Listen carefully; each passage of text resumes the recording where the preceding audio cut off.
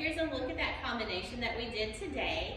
We started off with some hip circles that were moving us around in our own personal circles. So with our hip circles going horizontally, and you see how your feet are shifting weight. Well, whenever you have your weight off of a foot, that's when you can pick it up. And when you need to put the weight back on it, that's when you set it back down.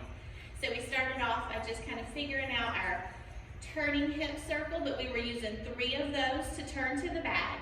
And we were keeping our hands kind of framing our hips for that one. 1, 2, 3 to the back. And once we're to the back, we were doing a little low snake arm. Remember, our snake arm really extends out from our shoulders to our elbow to our wrist. But we're keeping it really low there, just a right and a left. And then keeping those arms out and taking 3 more circles to get us to the front. 1, 2, 3. And when we get here, we're doing a little shoulder roll to the front. So that was our first part of it, the circle to turn ourselves around, but we stopped at the back and we did a little snake arm, and then we stopped at the front and did a shoulder roll out in front. Then we were doing some camels over to the right diagonal, and for this 8 count, we were taking the first 6 to do our camels. We were starting kind of low and going higher as we went. So when we start low, we really bend our knees, and our camel dives in with our chest, pulls back in, and releases through our pelvis. So we would go low, high, high, and keep it right there. And then the last little bit is the 7-8. You're gonna roll it down and bring down that hand that was up. So a roll down, lift chest, squeeze in abs, release the pelvis. We're gonna go from there to step out on this left foot into a big Egyptian hip circle. So a big circle around. As we come up, we're doing 2 more little small omi circles, and our arm is going up.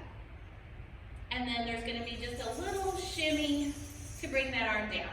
Just like a little 4 counts of shimmy to bring the arm down. So with our shimmy, our hip shimmy, we are pushing our hips out to the side. Our knees are bending and straightening slightly. And just whatever speed feels natural to you, and let your arm come down. All right, after this, we're gonna do just a very easy walking step. It's kind of like your recovery time to think about what's coming next. It's just autopilot.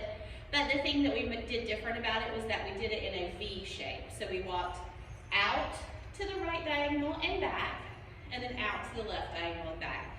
So that this is the point of my V right here.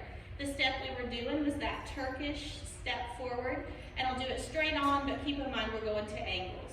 So we're stepping in front and twisting the hip in, stepping in front and twisting the hip in, and we're accenting the leg that's twisting by having that arm go out. And the other one is just kind of touching the temple.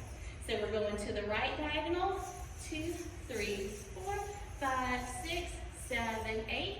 Backing it up here, 1, 2, 3, 4, 5, 6, 7, 8.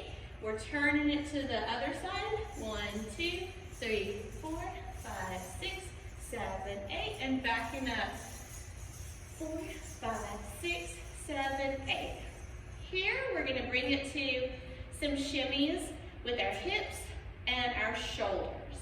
So we will hip shimmy and then roll it up to our shoulders. Shoulder shimmy, roll it back down to our hips, hip shimmy again, roll it up to our shoulders, and this time when we roll it down, we'll just go ahead and turn at a little bit of an angle. I just kind of took my left foot back behind so that I'm ready to do some hip drops here.